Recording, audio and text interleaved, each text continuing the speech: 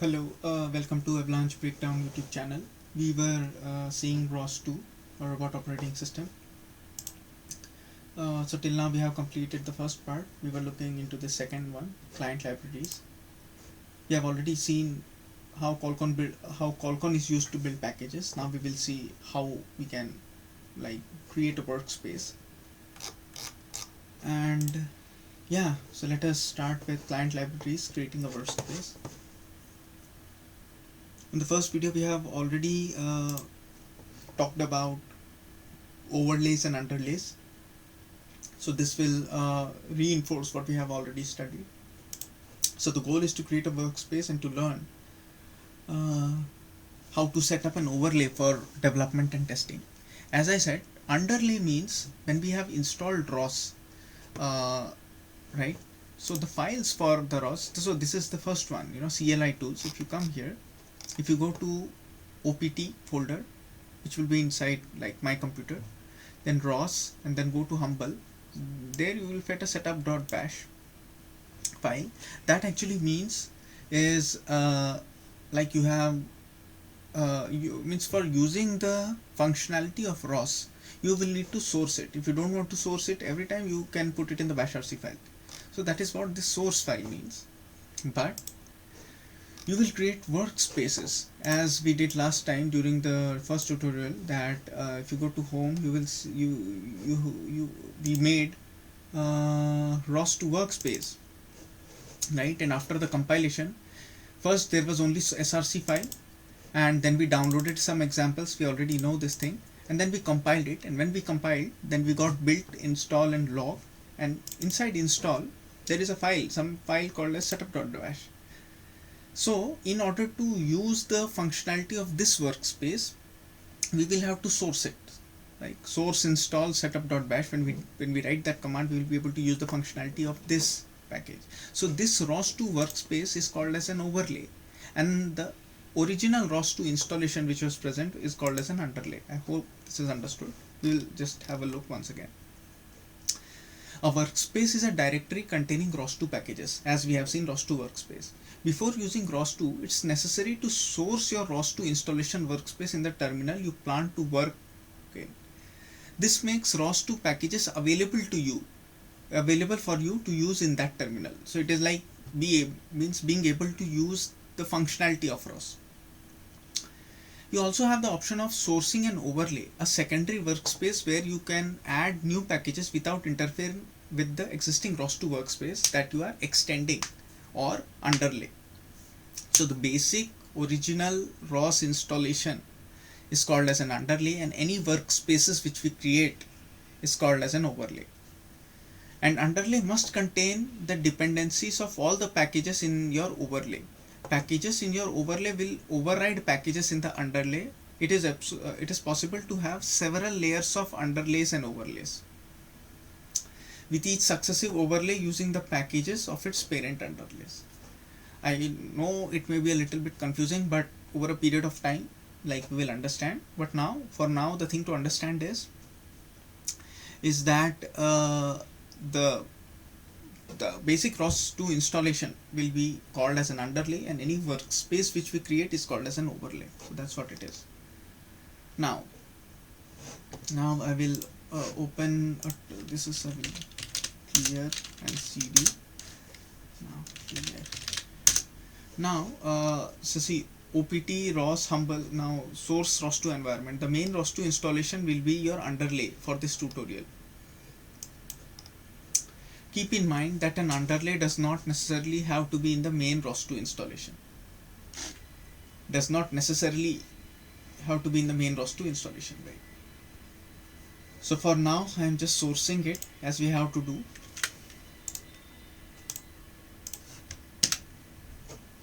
So here it says, keep in mind that the underlay does not necessarily have to be the main ROS2 installation.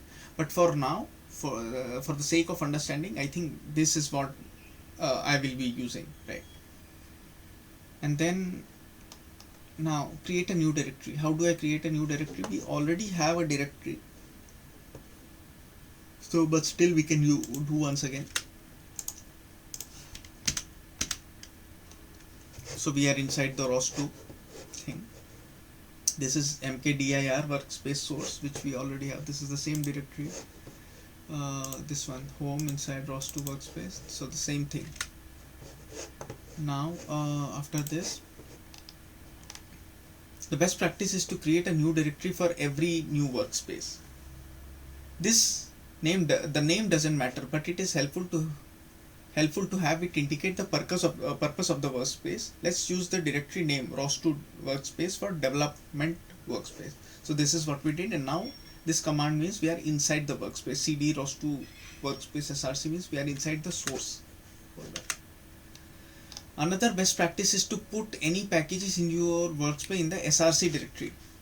The above code creates a src directory inside ROS2 workspace and then navigates into it. That's what we are inside the src. Now, clone a sample repository.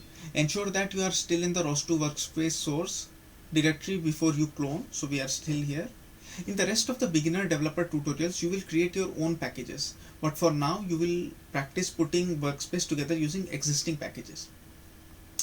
If you went through the beginner CLI tools tutorial, you will be familiar with TurtleSim. We already know, we have seen many tutorials on TurtleSim. One of the packages in ROS tutorials.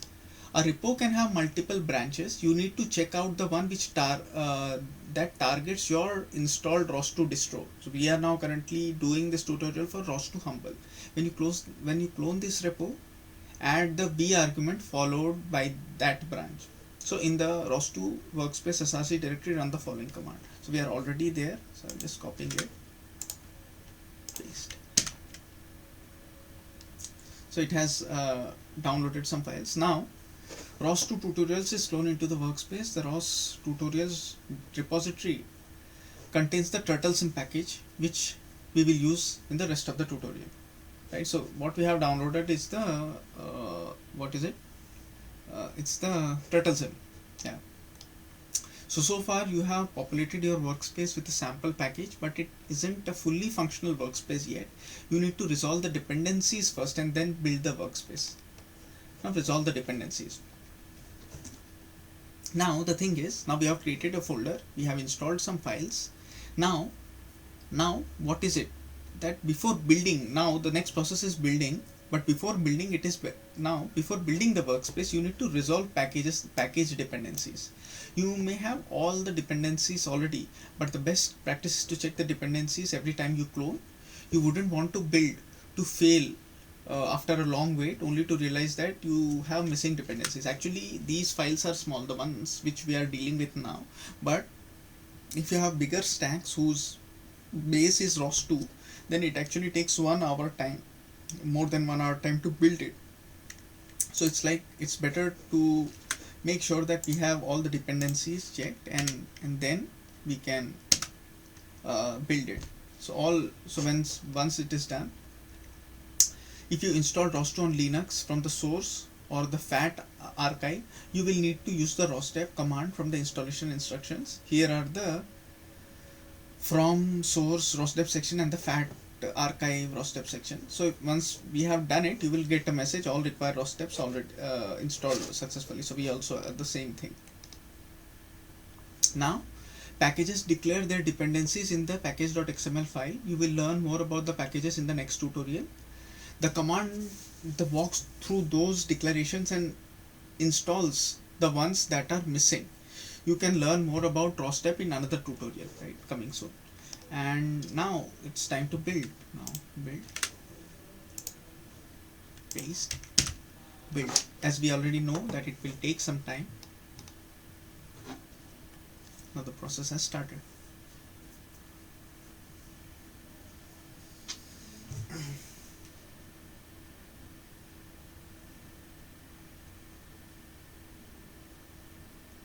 Packages complete. Well, now as we already know that when we build the package, there are three things. First, there can be an error. Second is there can be std error, standard error, and third is build compilation complete. Completed successfully or build complete with std error, means both of them are more or less the same, so no problem, even though you get some std error, standard errors, std errors. so it's just going to get over.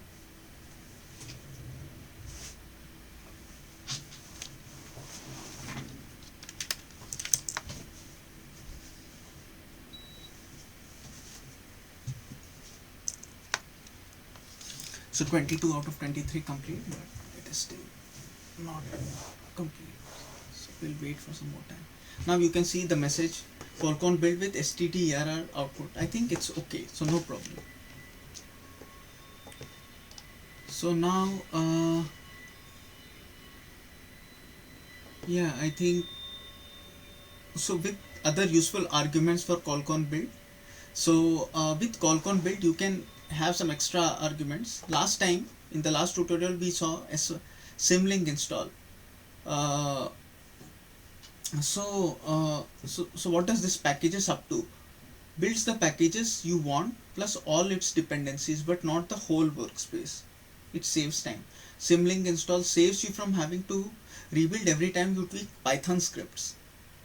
And next is event handler console direct plus, shows console output while building, can otherwise be found in the log directory. So these are the things, these are some useful arguments, but at this point of time we are not using, we just used Qualcomm build. And yeah, so this is the thing. Once the build is finished, enter the command in the workspace root. ls, if I do ls, what do I get? Yeah, in ROS2 workspace there are like these things, right? Build, install, log, src, we already know. And you will see the Qualcomm has created new directories, right? Build, install, log and src, they were already present.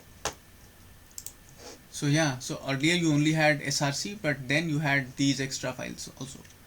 Yeah, means now I'm using it from the previous tutorial, so I already had them, but even if you do it once again, it's the same thing, that first you will have source, you will download some files, then you will install, means see that all the dependencies are present, and once the build process is complete, build, install, log, files will get generated. These things we already saw in the previous tutorial. Now the install directory is where your workspace setup files are, which you can use to source your overlay. Now the thing is, this is what we have been talking. So once you have source in install file, this we already we have already spoken about this in the last tutorial, that there is something called a setup.bash file. From this file we can source it, like source in the sense we can use the functionality of this, in the sense I will just see means we here there is a sentence, the install directory is where your workspace setup files are, which you can use to source your overlay. What it actually means is this. So I will the meaning of it I will tell you now. The thing is, if you see this thing, right, source opt ros humble setup.bash, this is also a setup.bash file, okay, and inside the install file also there is a setup.bash file. This is inside the workspace, right, home ROS2 workspace install, and this is inside the main, this is the underlay.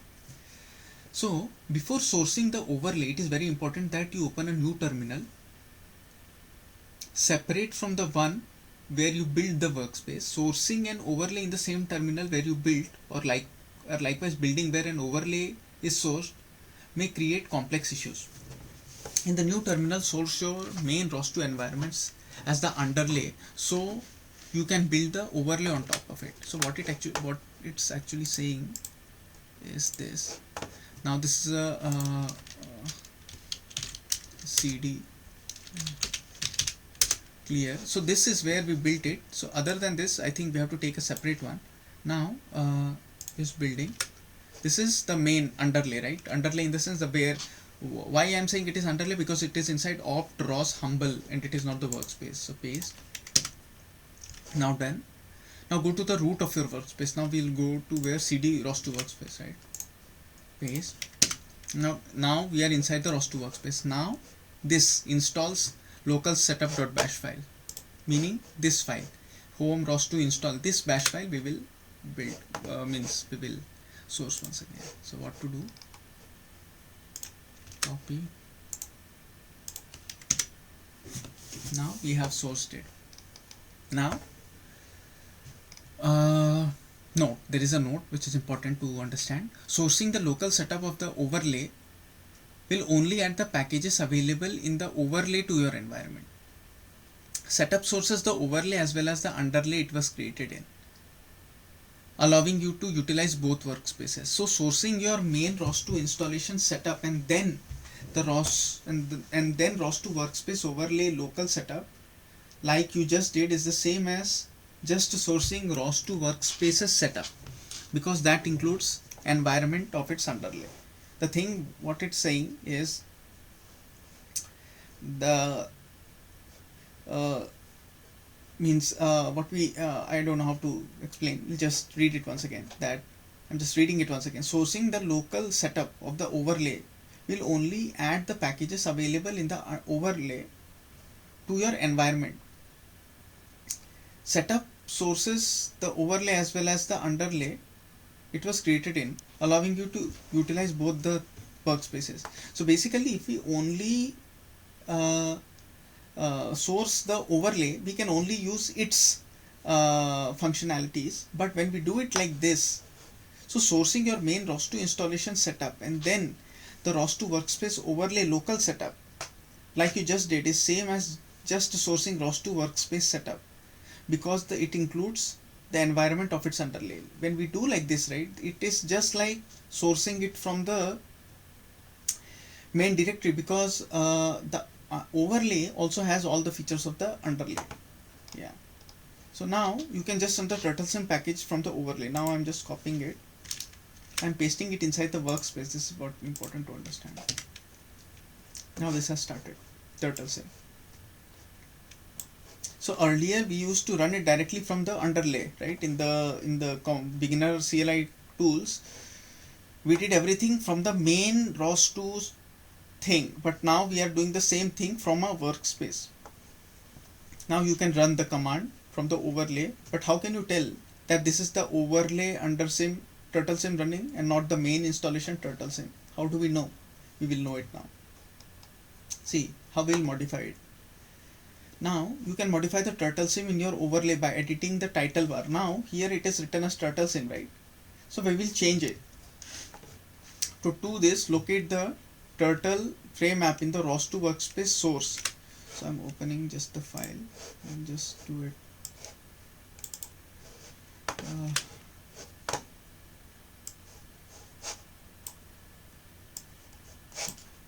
So it's like this. Now where ROS2 workspace source ROS tutorial turtle sim, and inside this source src. Inside this there is a file by name turtle frame cpp. This is the file. I'm opening it, and on the line 52 you will see the function set window title, set window title, and change the value to my turtlesim. And I'm just saving it and I'm closing it. Now I have to build, since I have made changes, I have to build the thing once again. I'm just opening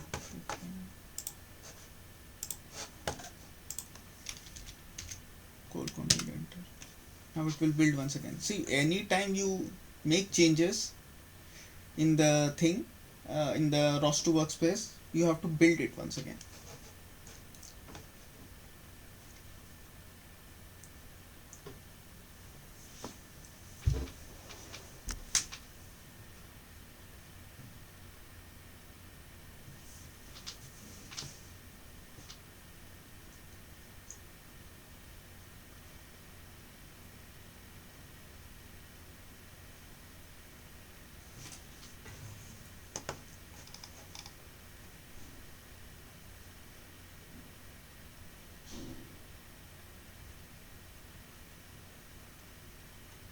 Qualcomm build with stdr output. I think it's okay. Now we will run it once again. Return to the second terminal where the overlay is source and run turtlesim once again. So here I think we have to just stop it once again and turtle sim node. Now see, now the name is my turtle sim. It's not turtle sim anymore. Now this is my turtle sim. This is from the workspace side. This is what we got from the workspace.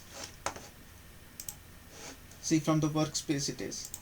Even though your main ROS2 environment was sourced from this terminal earlier, the overlay of your ROS2 environment takes precedence over the contents of the underlay. What it actually wants to say is this: first you source from the main ROS, and then you went inside the workspace, and then you sourced from the from the overlay. You made some changes in the overlay and you built it.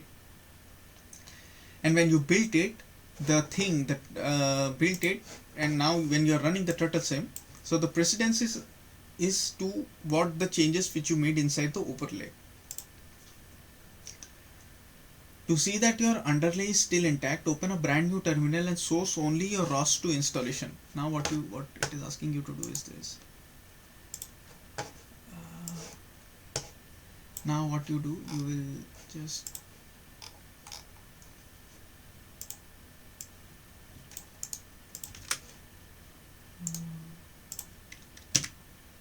now you source it and just we are running it once again. If you do that, another thing started, but it says turtle sim, but the one earlier was what? My turtle sim. This was from the workspace, the one on the left, and the one on the right is from the main underlay, and this is from the overlay. So this is what it is trying to tell. So you can see the modifications in the overlay did not actually affect anything in the underlay. So summary is what? In this tutorial you sourced your main ROS2 install as your underlay and created an overlay by cloning and building packages in the new workspace. The overlay gets prepended to the path and takes precedence over the underlay, as you saw in your modified turtle sim. Using overlays is recommended for working on a small number of packages, so you don't have to put anything in the same workspace and rebuild your huge workspace on every iteration. So the thing is that there is a basic ROS installation, and over it you have a workspace. You can build the basic ROS installation as well. You can build the workspace as well. But whatever you do inside your workspace and you build it once again, it has more precedence than the one which is in the underlay. So yeah, so the moral of what all that we are trying to do is how to create a workspace and how to build it is what we have seen till now. I hope it was understood. Thank you very much. Thanks a lot.